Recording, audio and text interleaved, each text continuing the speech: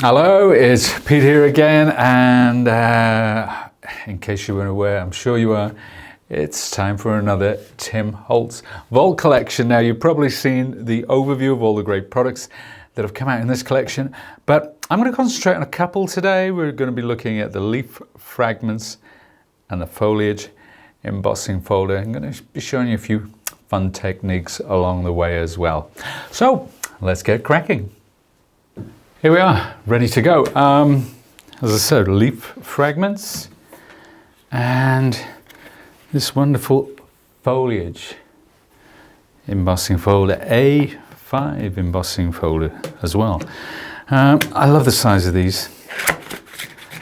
They are great, and as I was saying a little earlier, it's kind of like a blank canvas. Now, I never forget with Tim's dies as well, something else that's unique. They always come with this folder. You always get the plastic folder, and you can always put the artwork in afterwards. So, you know, and there is storage as well, which you can attach to the side and put in the die storage folder. So very well thought out. Thank you for that, Tim. These are my leaves, the 5 different leaves, and for today, I think I'm going to be using, I'm going to be using this one actually, or should I use this one? I'm not sure. I'm making an executive decision here. No, I'm going to use this one. I'm going to use this one. So it doesn't really matter. They're all great, but I love the variation in the sizes as well. It really works when you come to put them together from a compositional point of view. So let's take this one now. What I'm going to do, you probably know from these inks here, I'm just going to I'm going to ink the card prior to die cutting. So let's cut a piece which fits the leaf. Sorry, I'm working white on white. It's quite hard to see. I appreciate that, but once we start inking, it's going to come to life. I put 4 colors for the inking here, and I'm going to start with this green. This one is an old friend of mine. This one's called Crushed Olive, and I know how you guys like to know exactly which colors have been used, because I know that because I do too. So let's bring that in from the right, and again I'm coming in from off the card, and that's how you get a smooth blend. That's how the last thing you want to do is go on to the card like that. It's not, this project is quite forgiving, so it wouldn't be so important, but yeah, as a rule, if you want to have a blended background, that's what you need to do. And again, we're coming in from the top. This is barn door. It's a lovely deep, it's a true red, this one. So let's bring the barn door in from there. An old friend of mine, Rusty Hinge. And you can see the difference. You can see the difference right there. So Rusty Hinge is kind of like a halfway between a very reddish brown and a very deep orange. Gorgeous, gorgeous color. Wow, it has real punch and impact. At this point, I'm going to come in with a bit more of this barn door. There you go. And finally, it's going to be pine needles. Now, pine needles, evergreen bough, very, very blue kind of greens. So this, as it comes into the Rusty Hinge and butts up against the Crushed Olive, is, oh man, just by itself, that, I mean, I just want to stick that on the front of a card. That's enough for me. And I'm not saying, oh, look at how good I am.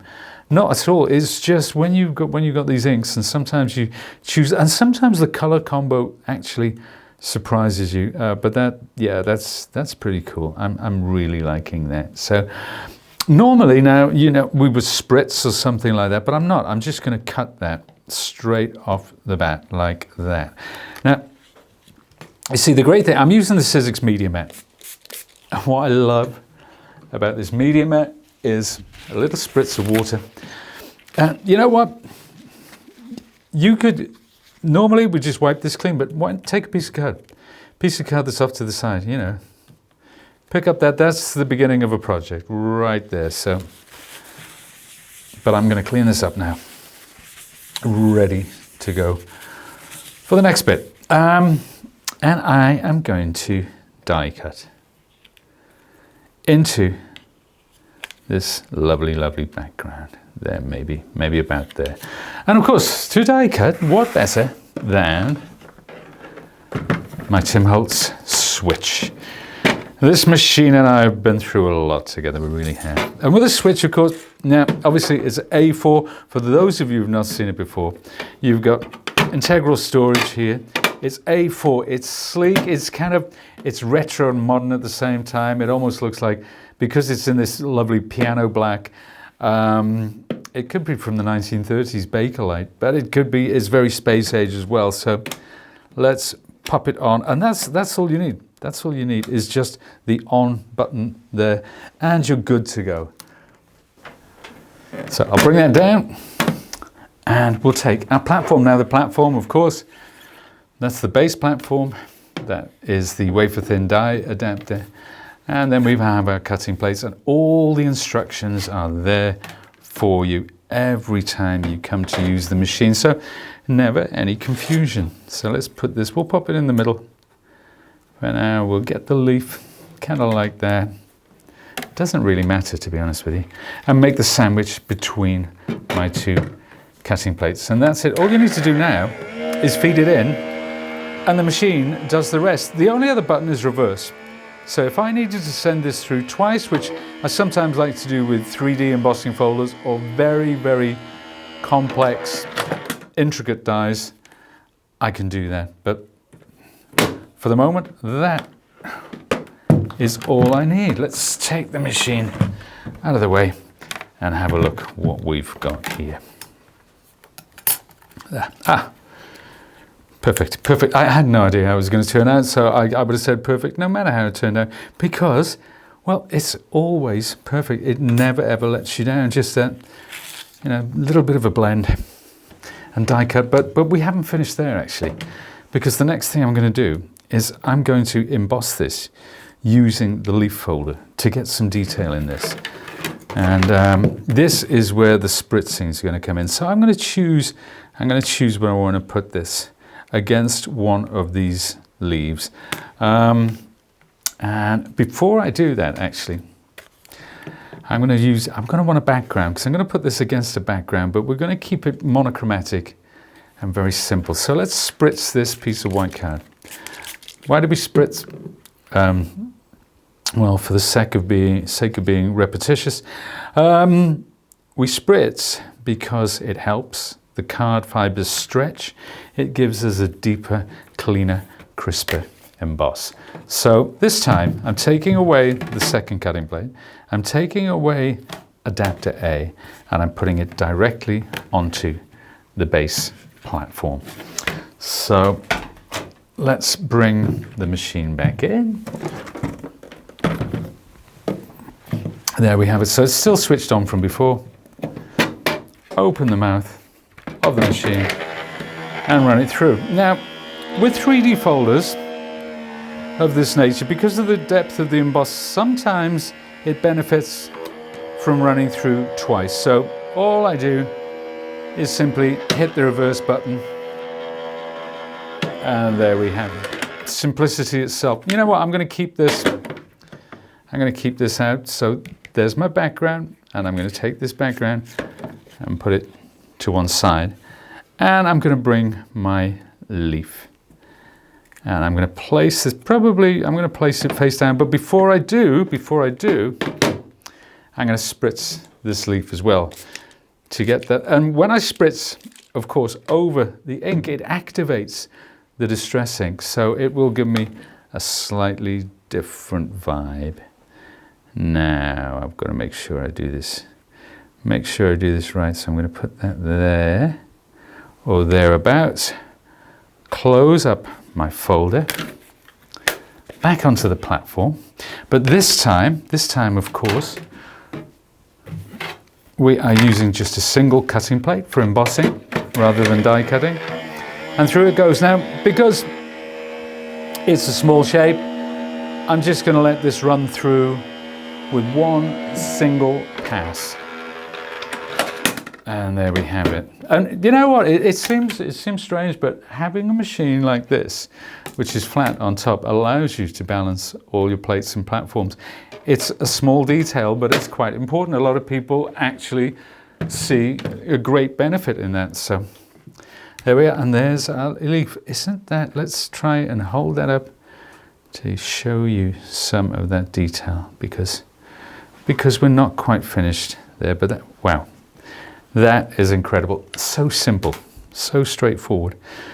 Let's pop that leaf there for a second while I take my background, which we did before. And I'm going to bring in, this time, I'm going to bring in antique linen, because I want to get a very subtle edge to this. So antique linen is a very warm, almost like a cream, when used very gently. It gives a lovely vintage vibe to everything it touches.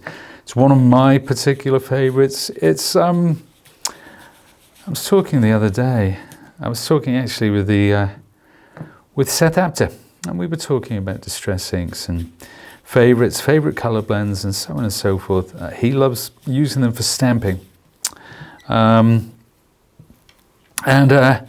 this is one of the ones. This is one of the ones that I could not live without. It's one of the first ones I put in my stash. Imagine you had a tin like this, and you could only take, what is it, 12? You could only take 12. I think this would be the first one. Antique linen, can't live without it. So there you go. So that's that edge. It's just giving it that lovely creamy warmth. And then old paper, which people think they're very similar, but they're not. Old paper has a kind of a, if you get a paperback book from, I don't know, from say 60, 70 years ago, and open it up, the pages will be this kind of greeny color. And that's, I think, correct me if I'm wrong, I think it may be because of the way the acid in the lignin, in the paper, has reacted over time with the oxygen. But this looks very subtle there, but it really comes to life when you put it against something white, which is what we're going to do for our background. Now, this I stamped earlier, and again, we're going to go around the edge, because what this edging does, it actually helps to give contrast. So when we layer these up, they stand out from each other so much better.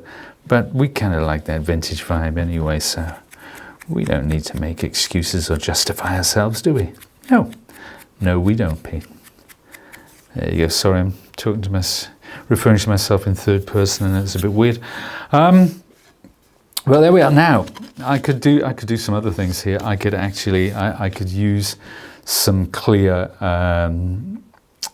embossing powder on this, or some sort of glossy accents or something, but I'm not today. But I will show you one that I have done that with. But we're going to layer this card up, and again, another way of providing that contrast is by using 3D foam pads. So if this stands out from a white background, it does give you a little more depth. So it allows light and shadow to work their magic. I'll peel the backing of those and place it maybe slightly right of center. Why slightly? Well, there is method in my madness. I'm going to place this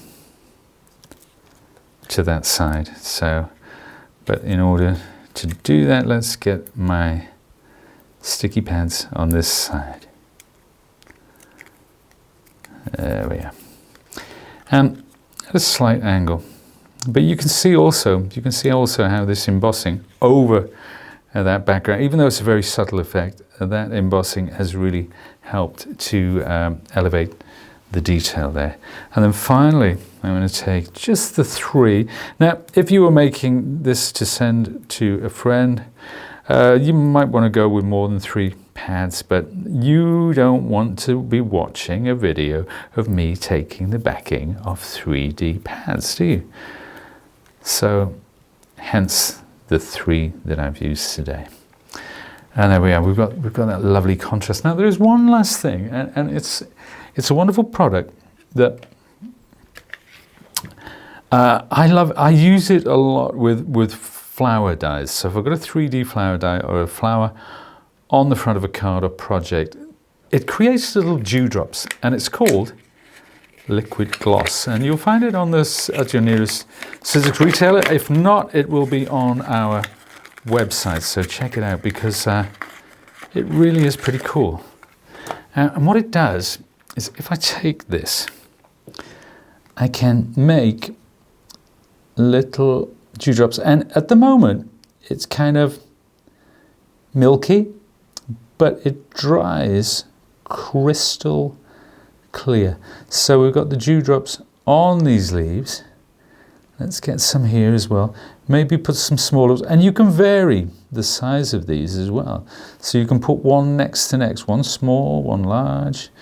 So hold it fairly close to your project, like so.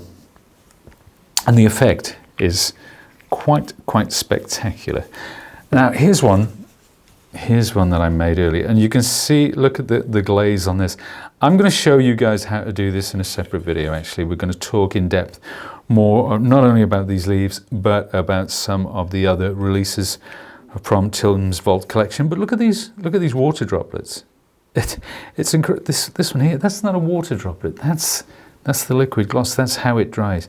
It dries absolutely crystal clear. A few other projects while I'm here, actually.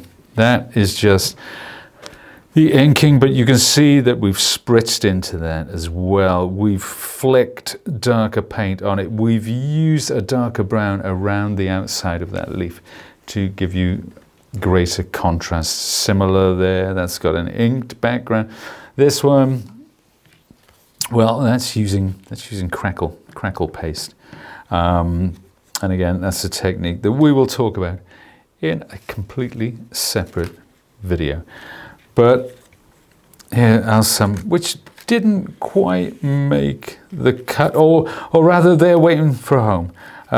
These, you know, it's so much fun just making the backgrounds from which to cut the leaves.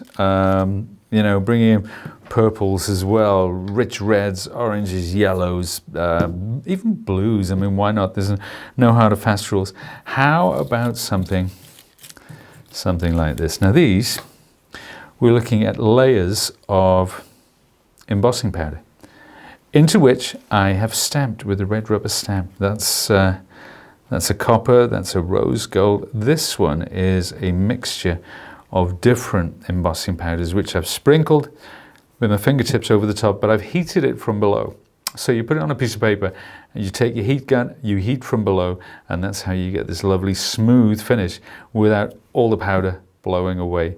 That would be not great, quite frankly, but you can see with this set and this wonderful embossing folder, the variety that you get in the projects. It really is a set that I adore. It's a set that has so much versatility about it.